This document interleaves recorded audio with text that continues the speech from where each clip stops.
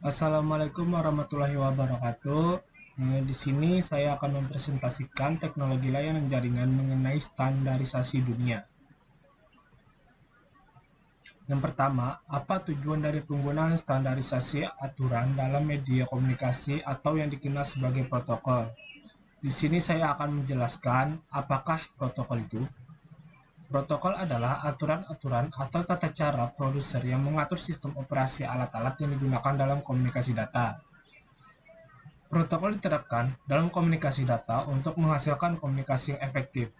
Standarisasi aturan dalam komunikasi data dapat disesuaikan dengan perangkat yang digunakan dalam pelaksanaan komunikasi tersebut seperti pada perangkat lunak dan perangkat keras, maupun kombinasi dari kedua perangkat tersebut.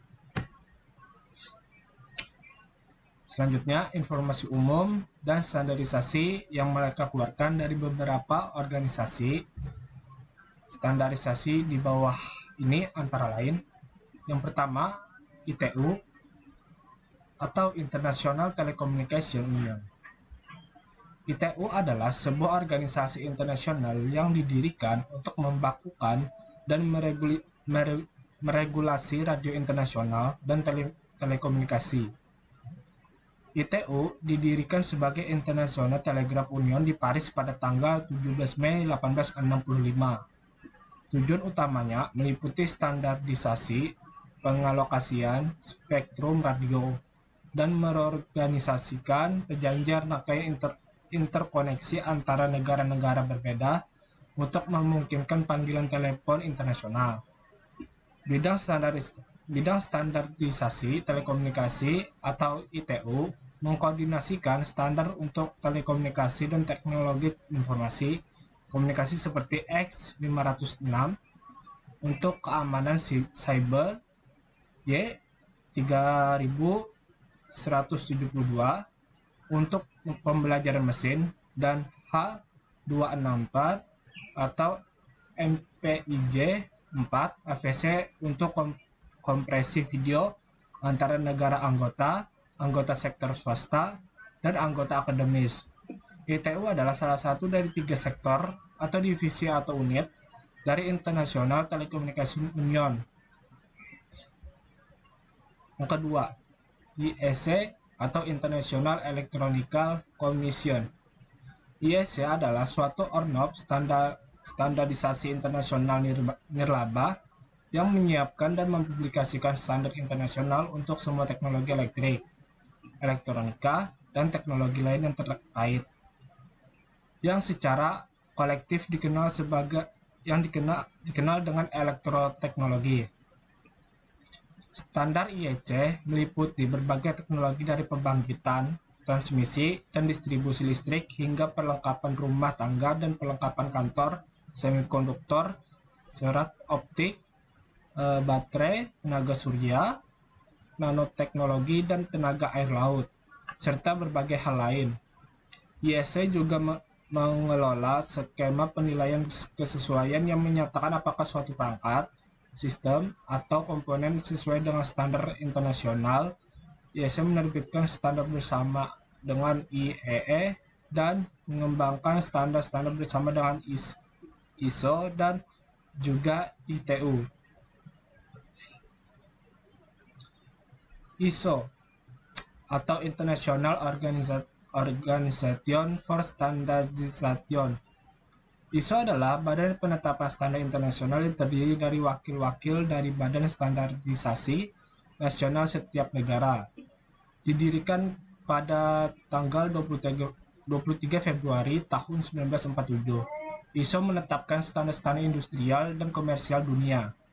ISO merupakan lembaga nirlaba internasional. Pada awalnya dibentuk untuk membuat dan memperkenalkan standarisasi internasional untuk apa saja. Dalam menetapkan suatu standar tersebut, mereka menggunakan wakil anggotanya dari 130 negara untuk duduk dalam komite teknis atau TC, subkomite atau SC, dan kelompok kerja atau WG. Peserta ISO termasuk satu badan standar nasional dari setiap negara dan perusahaan-perusahaan besar. Yang keempat, IEEE atau Institute of Electrical and Electronic Engineers. IEEE adalah sebuah organisasi profesi nirlaba yang terdiri dari banyak ahli di bidang teknik yang mempromosikan pengembangan standar-standar dan bertindak sebagai pihak yang mempercepat teknologi-teknologi baru dalam semua aspek dalam industri dan rekayasa atau engineering, yang mencakup telekomunikasi, jaringan komputer, kelistrikan, antariksa, dan elektronika.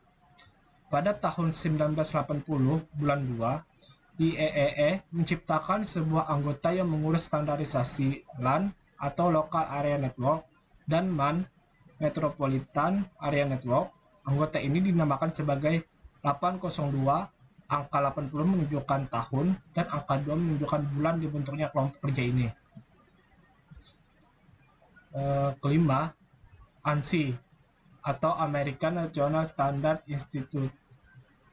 ANSI adalah sebuah kelompok yang mendefinisikan standar Amerika Serikat untuk industri pemrosesan informasi. ANSI berpartisipasi dalam mendefinisikan standar protokol jaringan dan mempresentasikan Amerika Serikat dalam hubungannya dengan badan-badan penentu standar internasional lain, misalnya ISO. Standarisasi yang digunakan yaitu SKL. SKL adalah standar ANSI, American National Standard Institute, bahasa pemrograman untuk mengakses dan memanipulasi database. Statement SKL digunakan untuk menerima, mengubah, dan menghapus data. SKL bekerja dengan berbagai sistem database antara lain MS Access, DB2, Informix, MS SKL Server,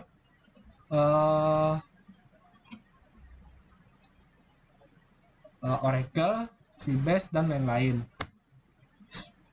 Selanjutnya yang keenam, ATS, ACNET Trade Association. ACNET atau ACNET adalah protokol komunikasi untuk jaringan area lokal. ACNET ialah sistem jaringan pertama yang tersedia secara luas untuk berbagai macam mikrokomputer. Ini menjadi populer pada 1980-an untuk tugas otomatisasi kantor. Itu kemudian diterapkan pada sistem embedded di mana fitur-fitur tertentu dari protokol tersebut sangat berguna. ACNET mendesain standar High Speed Local Area Network atau LAN yang disesuaikan untuk aplikasi kontrol tim antar industri dengan komersial marketplace. ACNET juga suka dipakai dalam mentransmisikan dan menerima paket data antara dua network node. Node memakai ACNET controller di controller chip dan kabel transceiver dan dihubungkan dalam network. Ketujuh, CIE atau International Commission on Illumination. CIE adalah organisasi non-profit yang independen dalam melayani member negara. Sebuah organisasi internasional yang membuat dan serta bergerak dalam teknologi elektronik yang berhubungan dengan ilmu pengetahuan dan seni dalam cahaya dan pencahayaan, warna dan visual effect, serta teknologi citra. Sejak dikembangkannya pada tahun 1913, CIE menjadi organisasi profesional dan telah disetujui atas presentasinya terbaik dalam suatu subjek dalam halnya dengan disertifikasi oleh ISO sebagai body standard internasional. Yang ke-8, DISA atau Data Interchange Standard Association. DISA merupakan organisasi yang menciptakan standar dalam hal pengiriman data dalam e-business atau electronic business. Organisasi DISA merupakan suatu fondasi yang profesional dan mahir dalam trade elektronik dan komersi yang digunakan oleh promosi standar yang dipakai untuk bisnis ke bisnis data exchange. Berikutnya 9, ICA atau Electronic Component Assemblies and Material Association. ICA dengan diakreditasi oleh ANSI, American National Standard Institute, EIA memberikan forum untuk industri dalam menciptakan standar dan publikasi di area teknik major antara lain komponen elektronik, konsumen elektronik, telekomunikasi, dan keamanan internet atau internet security. EIA, Electronic Industry Alliance. EIA adalah organisasi yang anggotanya pabrik-pabrik elektronika di USA.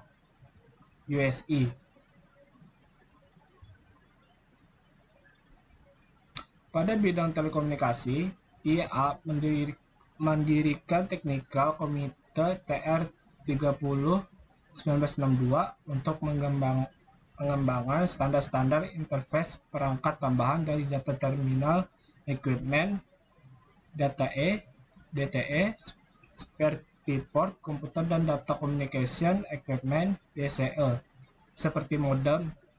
Organisasi yang membuat standar serta menyuplai komponen perangkat elektronik maupun mekanik, konektor, kabel, komponen array, dan assembly, serta material dan perangkat pendukung.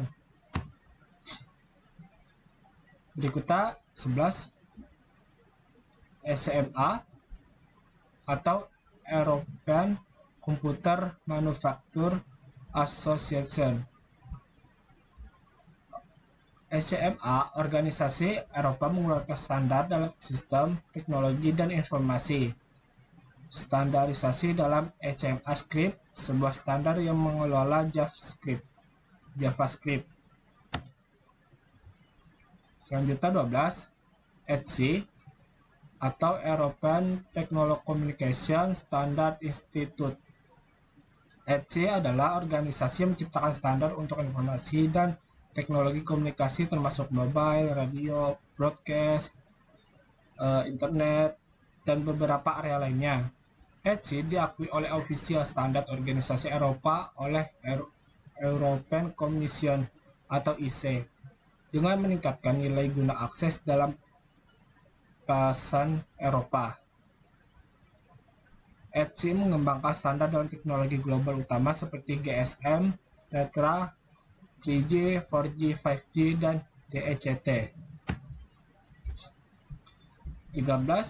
FCC atau Federal Communication Commission.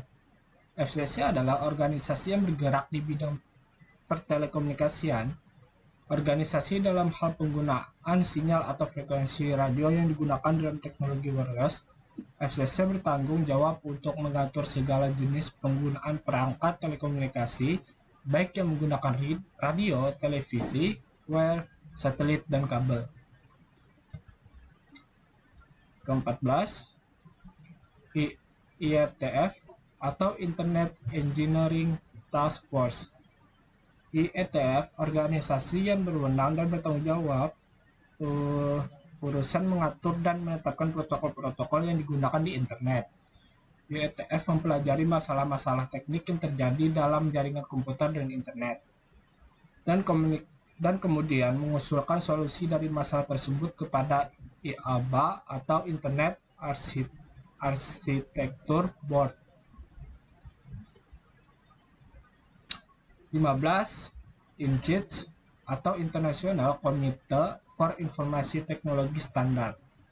INCIT adalah organisasi fokus dalam menciptakan standar yang bernaung dalam informasi dan komunikasi teknologi atau ICT, meliputi media penyimpanan, storage, processing, transfer, display, manajemen, organisasi, dan penyampaian kembali informasi. Selanjutnya 16, ITI, Informasi Teknologi Industri Council. ITI adalah sebuah organisasi Amerika yang mempunyai komitmen dalam meningkatkan kualitas kehidupan Amerika yang antara lain yaitu membantu melindungi informasi personal, memberi wewenang keluarga dan bisnis untuk menghemat biaya energi, penyediaan kecepatan broadband yang tinggi.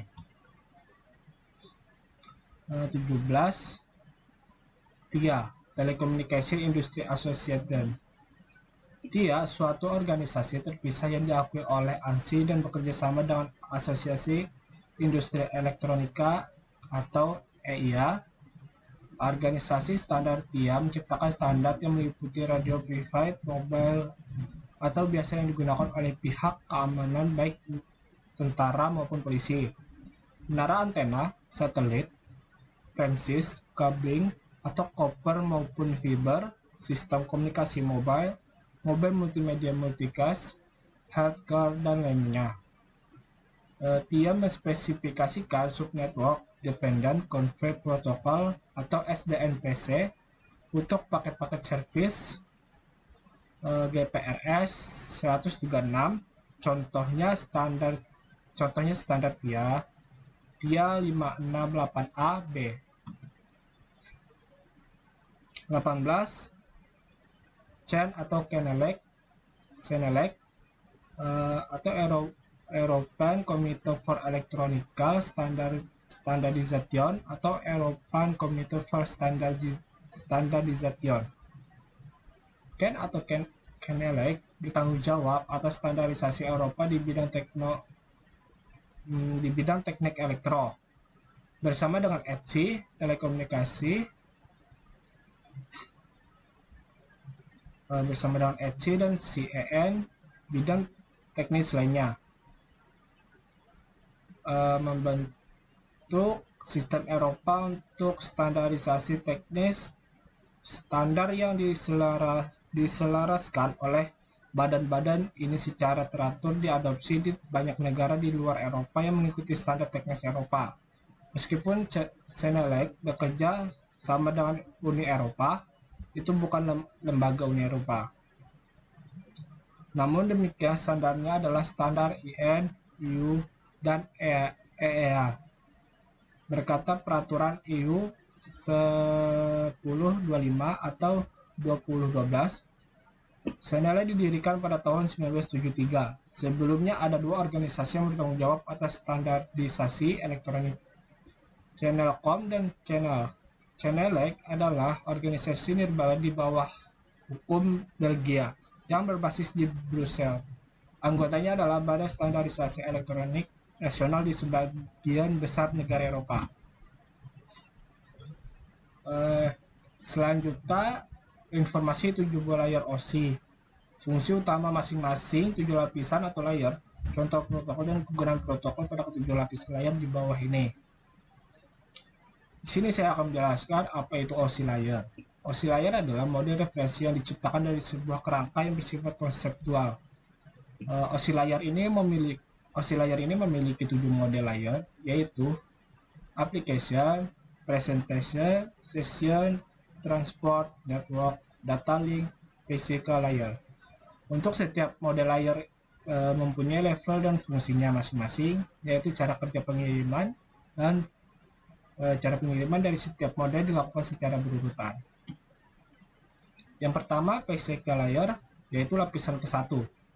Fungsinya adalah untuk mendefinisikan media transmisi jaringan, sinkronisasi bit, metode pensinyalan, serta membangun arsitektur jaringan seperti pengkabelan dan topologi jaringan.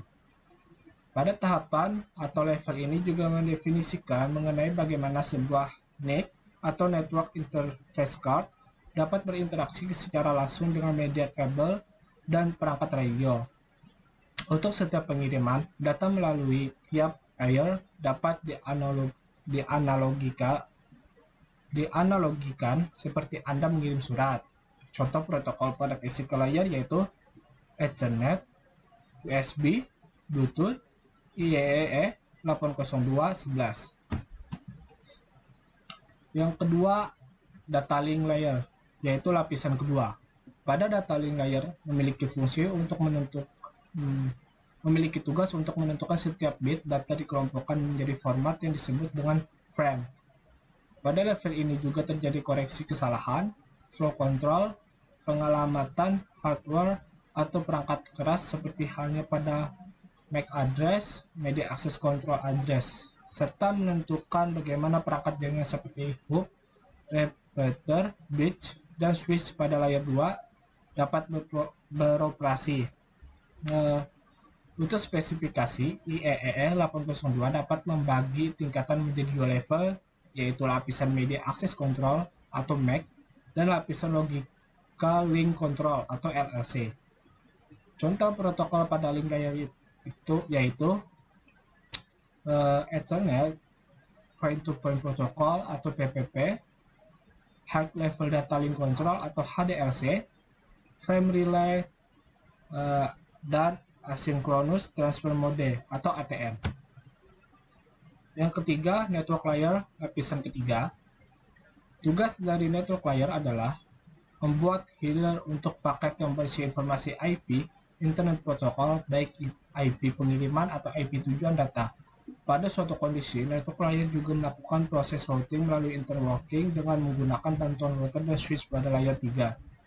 Contoh protokol pada network layer yaitu IP, ICMP, IPsec, ARP. Yang keempat, transfer layer lapisan keempat. Transfer layer mempunyai fungsi untuk memecah data menjadi paket-paket data serta memberikan nomor urut untuk setiap paketnya, sehingga nantinya dapat disusun kembali saat sampai pada tujuan. Pada layer ini juga menentukan protokol yang akan digunakan untuk mentransmisikan data seperti protokol TCP. Protokol tersebut akan mengirimkan paket data sekaligus memastikan bahwa setiap paket telah diterima dengan sukses dan tepat sasaran. Selain itu, juga dapat mentransmisikan ulang terhadap paket yang hilang atau rusak ketika proses pengiriman. Contoh protokol pada transport layer yaitu UDP dan TCP.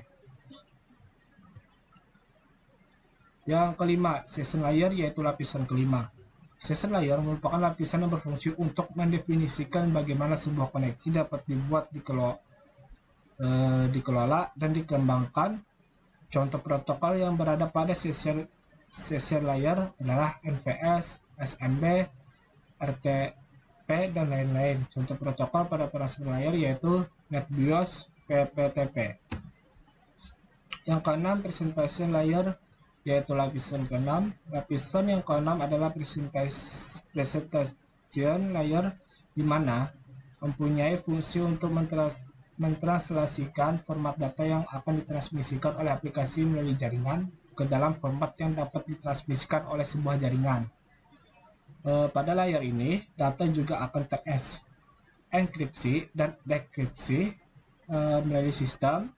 Contoh protokol yang berada pada presentasi layar adalah NIME, NIME, SSL, TLS, dan lain sebagainya.